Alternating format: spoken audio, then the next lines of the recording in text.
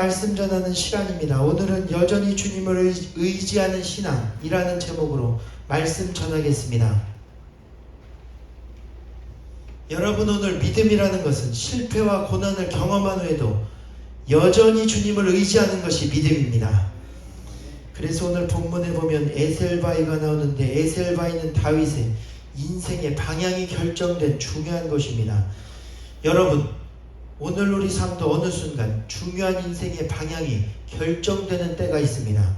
그때 우리가 진짜 붙들어야 할 것은 진짜 믿음의 바위 대신 예수 그리스도신 줄 믿습니다. 다윗은 당시 골리앗을 죽인 영웅이었습니다. 사울왕은 천천히요, 다윗은 만만이라고 할 정도로 백성들이 다윗을 높이고 찬송했습니다. 그런데 그때 큰 시험이 오게 되는데, 사울왕이 질투하여 그때부터 다윗을 죽이려 기회를 엿보게 됩니다.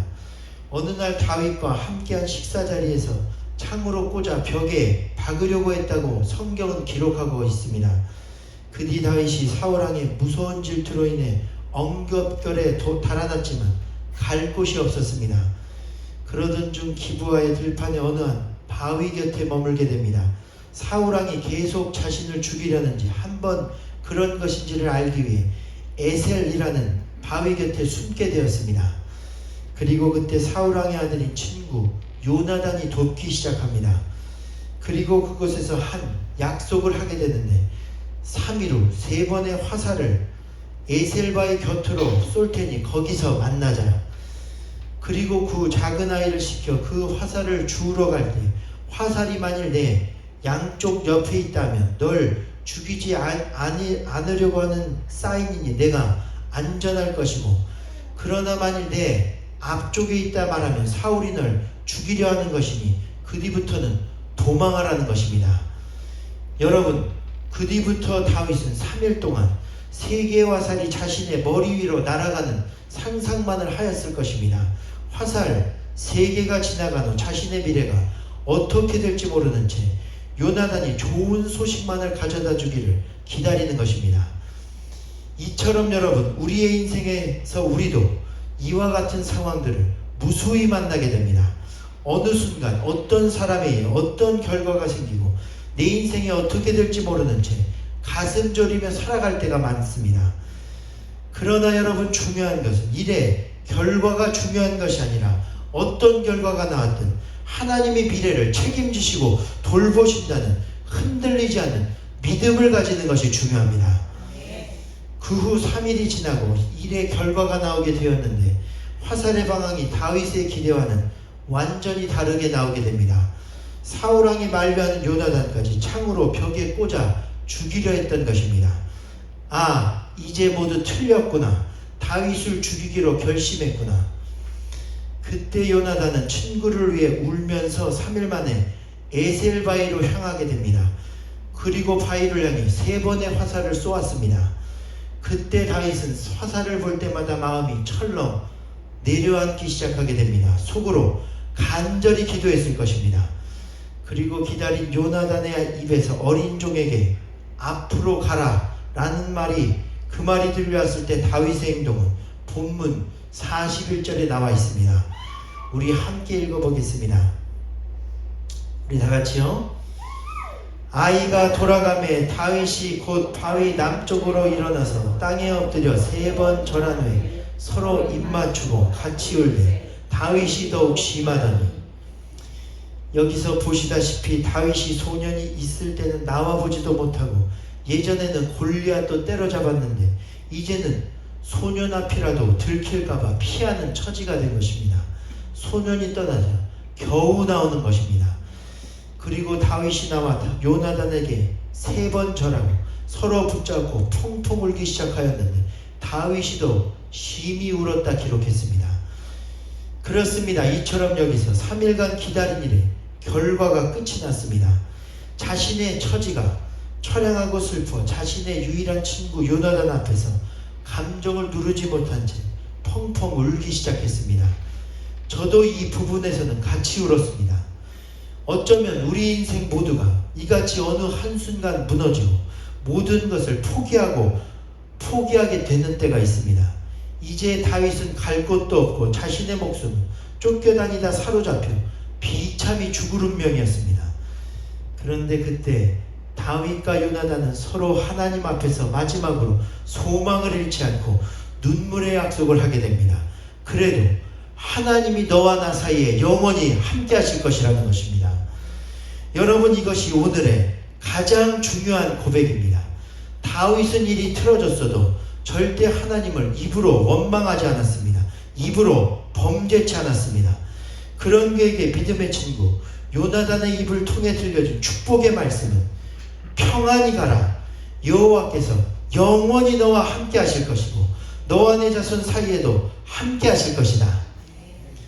결국 다윗을 안전하게 도피하도록 하는 것은 인간적 기대나 소망이 아닌 하나님이시라는 것입니다.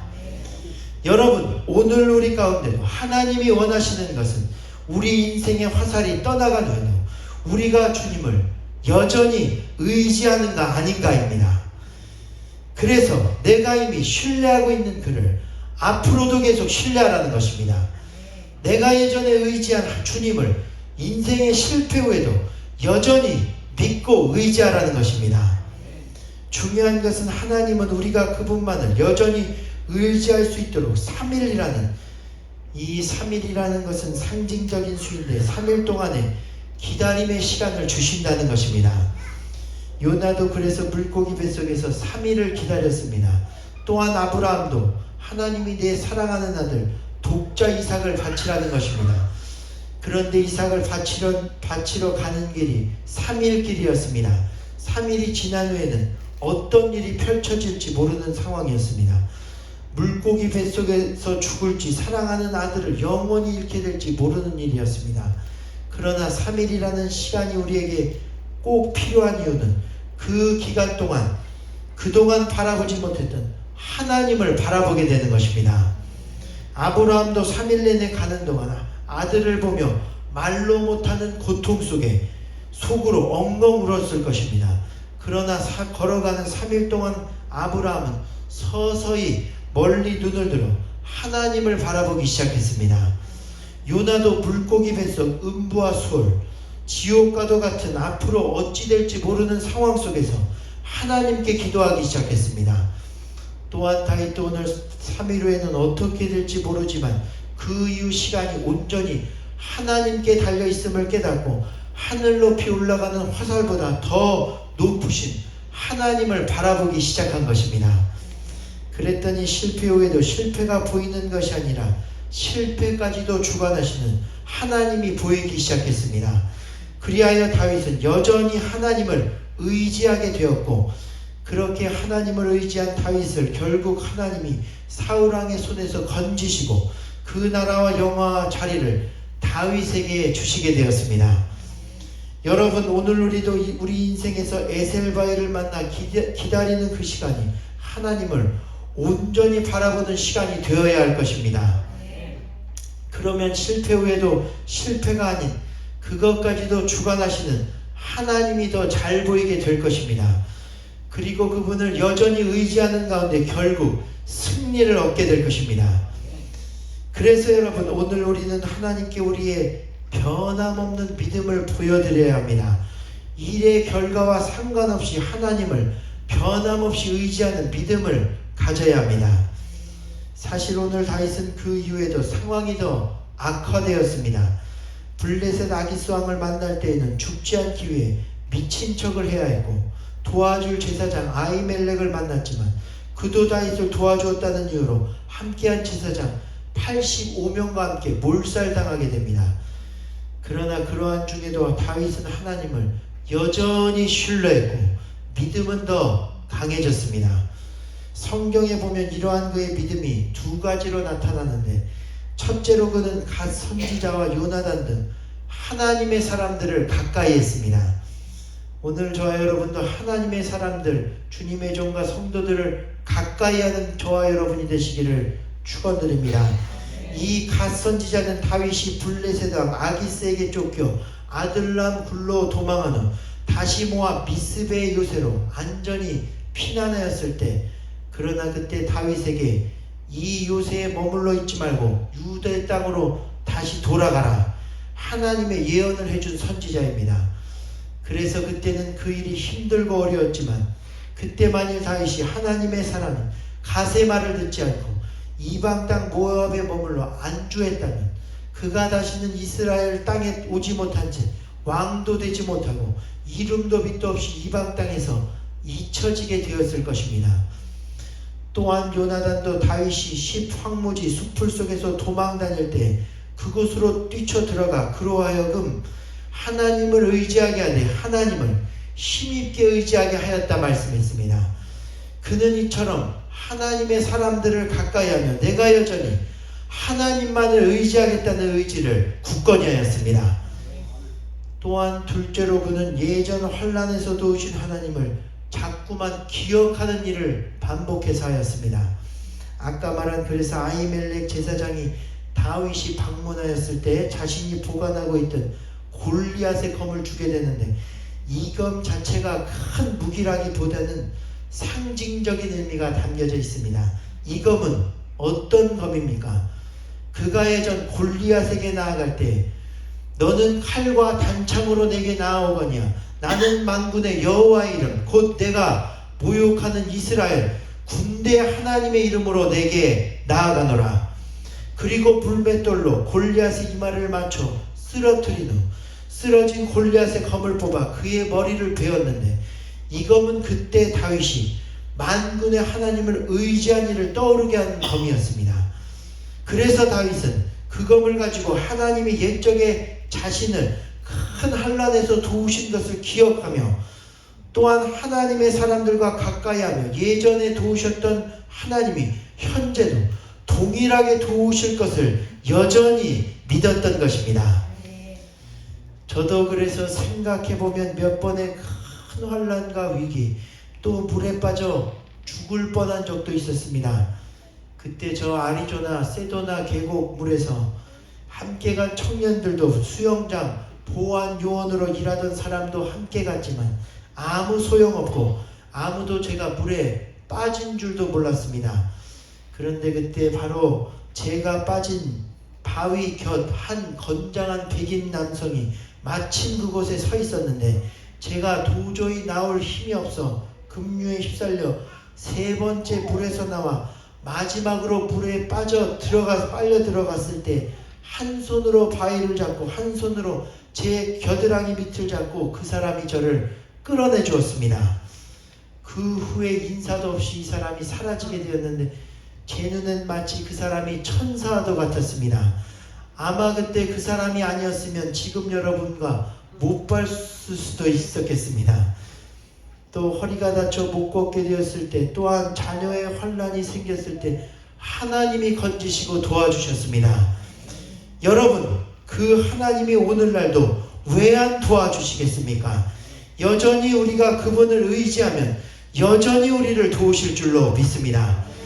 더 큰 환난에서 건지시고 영화롭게 하실 것입니다. 결국 다윗처럼 믿음의 왕과 신앙이 우뚝 선 인물로 세우실 것입니다.